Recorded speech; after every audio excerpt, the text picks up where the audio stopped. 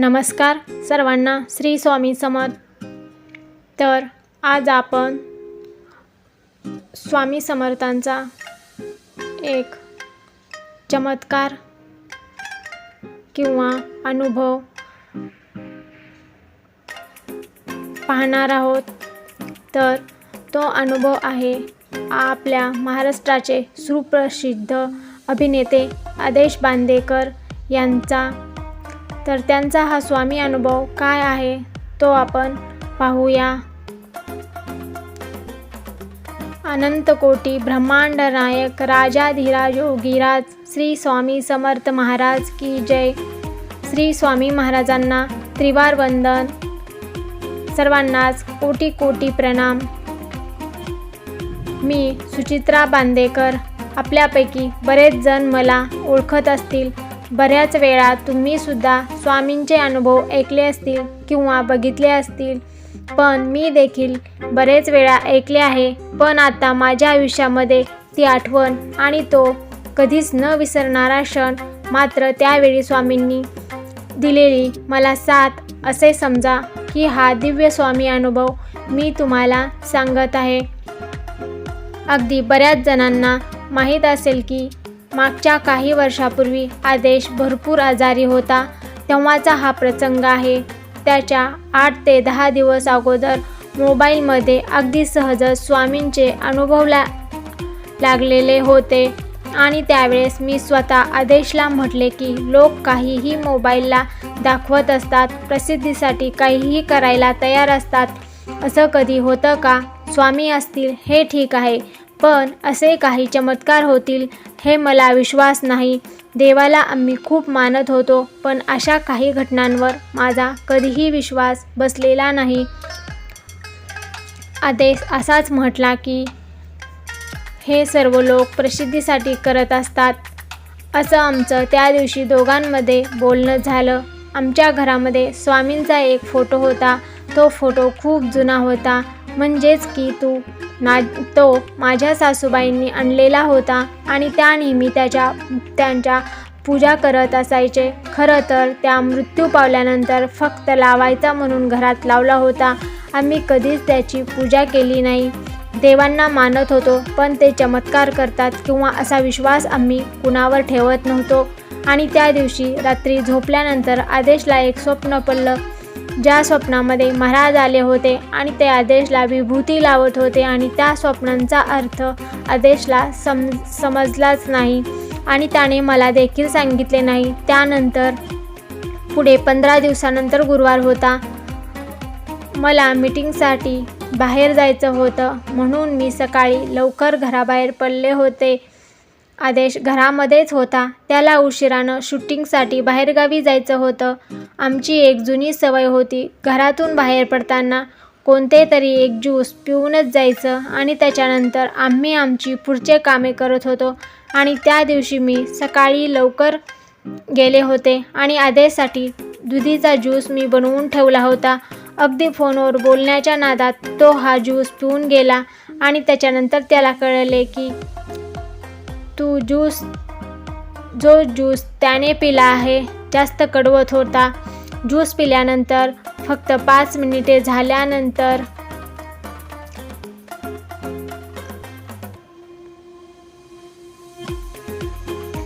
त्याला अगदी कसं तरी व्हायला लागलं.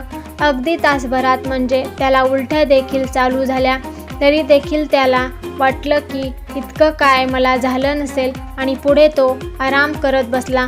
पण थोड्या वेळाने त्याला अजून त्रास होऊ लागला. पूर्ण शरीर त्याचं काळं पिवळं पडून गेलं आणि त्याला डिसेंट्री देखील सुरू झाली. आता काहीतरी भयंकर घडणार किंवा काहीतरी मोठं घडणार याची त्याला चाहूल लागली. मग त्यानंतर आमच्या ड्रायव्हरने मला फोन केला. मी मीटिंगमध्ये होते.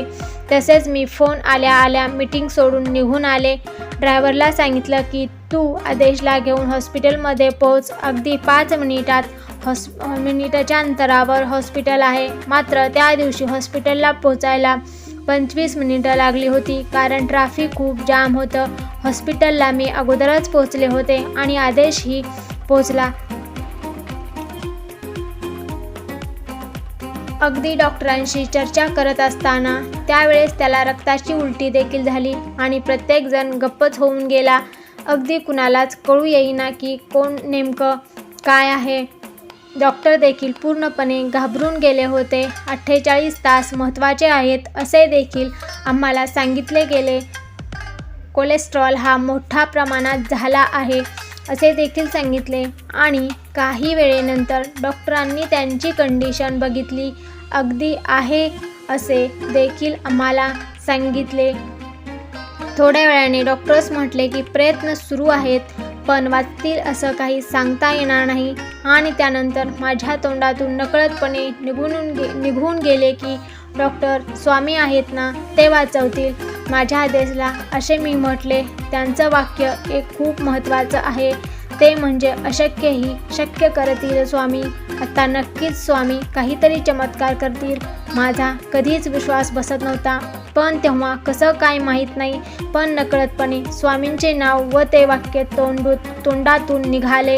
ते मला कळले देखील नाही. आणि तिथून पुढे माझा स्वामी प्रेम धावा सुरू झाला. माझ्या तोंडात फक्त श्री स्वामी समर्थ हे एक वाक्य होते.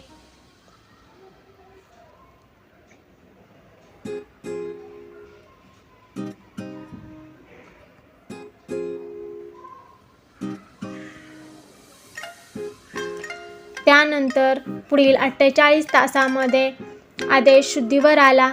त्यामुळे प्रसंग अजूनच भयानक होते. पण स्वामींनी त्यांची लीला दाखवूनच दिली. त्यांच्या चमत्कारांना सुरुवात केली होती आणि डॉक्टरही म्हणाले, खरंच साक्षात देवानेच यांना वाचवलं आहे. आणि ज्या दिवशी आदेशचा डिस्चार्ज झाला तो दिवस देखील गुरुवारच होता. जसं मी मनात आणायचे तशीच प्रत्येक गोष्ट घडत होती. म्हणजेच किती स्वामी घडवून आणत होते आणि स्वामींची प्रचिती यायला किंवा सुरुवात झाली होती. ज्या दिवशी आमचा डिस्चार्ज झाला त्या दिवशी आम्ही घरी गेलो आणि त्या दिवशी पुन्हा आदेशला स्वप्न पडलं आणि त्या स्वप्नामध्ये पुन्हा स्वामी आदेशला विभूती लावत होते. त्यावेळेस त्यांनी मला हे स्वप्न सांगितलं. गेले बरेच दिवस असे मी स्वामींच्या सेवेमध्ये आले होते, स्वामींची मनापासून भक्ती करत होते आणि मी त्या दिवशी स्वामीनारायण देखील घातला होता आणि मी कोणत्याही परिस्थितीमध्ये स्वामींची भक्ती करायची हा निर्णय घेतला होता आणि स्वामीमुळेच आदेश वाचला होता. हे एकदम खरं होतं. आदेशने स्वप्न सांगितलं त्याच्यानंतर ना मी स्वामीजवळ हात जोडून अगदी उभे होते. ज्यावेळेस मी स्वामींच्या फोटोकडे नीट बघितलं, स्वामींच्या फोटोतून त्या दिवशी चक्क विभूती बाहेर येत होती. त्या दिवशी तो चमत्कार मी माझ्या डोळ्यांनी बघितला होता. खरं तर आम्ही सर्वांना स्वामी नाही किंवा असे अनेक प्रकारच्या आम्ही खोटे ठरवत होतो. त्या दिवशी आम्ही स्वतः बघितलं.